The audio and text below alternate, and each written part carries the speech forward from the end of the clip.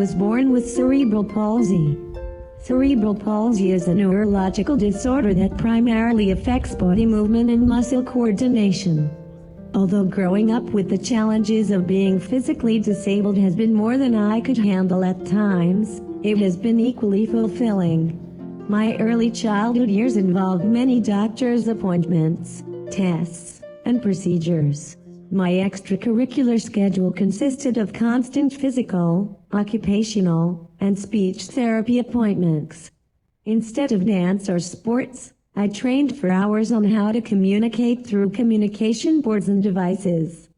I learned how to eat independently and do schoolwork to accommodate my high muscle tone and spasticity. My parents told me that I always showed great determination in therapy and school. Her disability was definitely a surprise. I was very young when I got pregnant with Brooke, but I had an extremely healthy pregnancy. I had natural childbirth, carried her full term. She was 7 pounds, 7 ounces. We really didn't have any signs of anything, any disability or any issues at all until Brooke was about 3 months old. We started noticing some developmental issues because really Brooke just came out smiling, and she came out healthy and happy and a social butterfly like she is today. So really those very few months, where they're just developing a lot socially, we didn't really see anything there until the developmental delay came. I think probably one of the scariest moments for me was just seeing her go into, it's such a tiny child going into the MRI machine, and that's when I think it really started hitting me that life was going to be very different for us and for her. And of course, there was a lot of fear surrounding that. And then seeing those brain scans and being explained that there was damage to the brain, that it would never change, her disability or her diagnosis would never change, it would never get worse, but we were just going to have to overcome it to whatever extent we possibly could. Just to be told that your daughter wouldn't be able to be a soccer player, a basketball player, but she could be a nuclear scientist. It carried its weight, so at first you want to know why, but you grow with it. No's not a word that she understands. She'll prove you wrong. If you tell her she can't, she's going to do it anyway.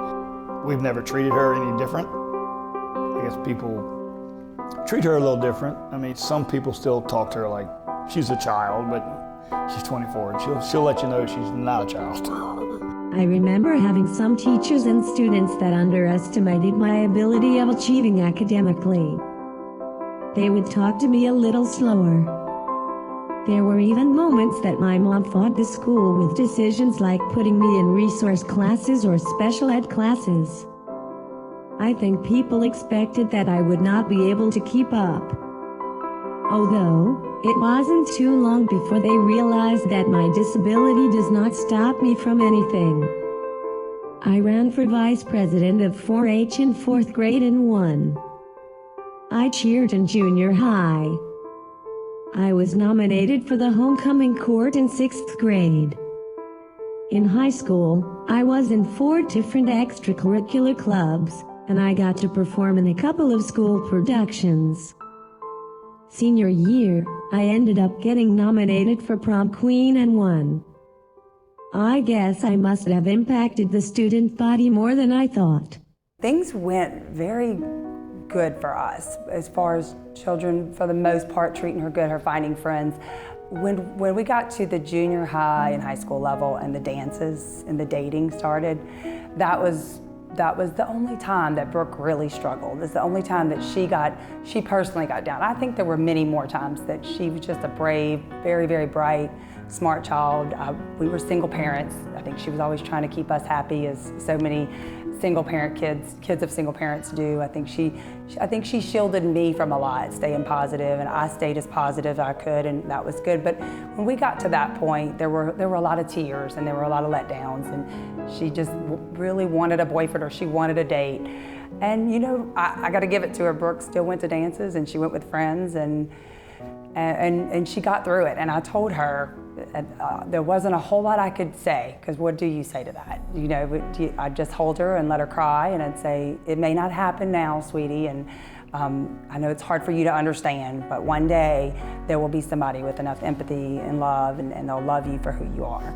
She dated, She had boyfriends growing up. You had guys come over, you know, they'd go out on the first date or second date, but then they realized, well, maybe I can't handle being in a relationship with, you know, somebody in a wheelchair. Really can't communicate with you. But if you're around Brooke enough, you understand her. She kept saying to herself, Dad, am I ever gonna find somebody?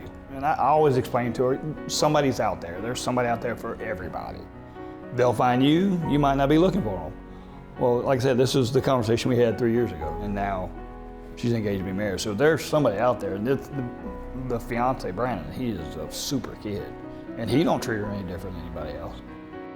Brandon and I met on the dating site Plenty of Fish about 2 years ago. He messaged me first. I didn't answer back right away. I guess I was playing hard to get. Once I finally decided to give him a chance, I couldn't get enough of him.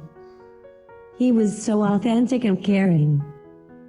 He was very understanding about my disability. Most guys that I liked or dated never truly accept my disability. But Brandon took his time to understand everything about my disability. Well, this guy must truly like me, I thought. After 3 or 4 months of talking, we finally met in person and went on our first date. It seemed so natural because we were already best friends by that time. Few weeks after that, he asked me to be his girlfriend, and about a year and a half later, he asked me to be his wife. I am beyond happy that we will be by each other's side the rest of our lives.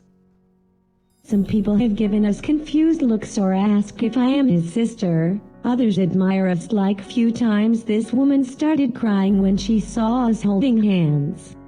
People stare a lot. She gets used to it. She says she gets used to it, but the first night we went out and met, a little 13 or 14-year-old boy, he constantly was staring at her the whole time.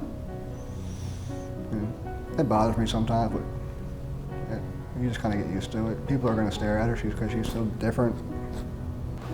I think what I like about her most is just like, everybody sees her in a wheelchair, sees her limitations, and assumes she can't do certain things, and that just motivates her and drives her because she's done everything that people say she couldn't. She's graduated college and been in beauty pageants, and she's gone to Europe for 2 weeks, and I think everybody just doubts what she can do, and she just proves them wrong every time.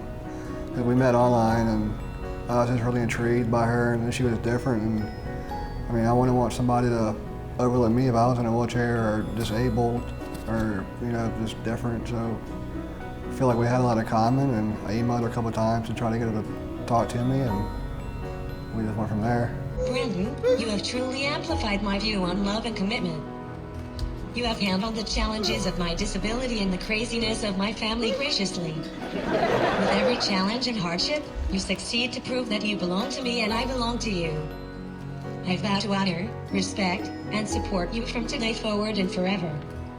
I vow to comfort you in times of sorrow and struggle, especially when the Saints or the Tigers lose terribly. It doesn't matter if we have it all or nothing at all. I promise to stay by your side until death do us part. I now pronounce you husband and wife. Make it.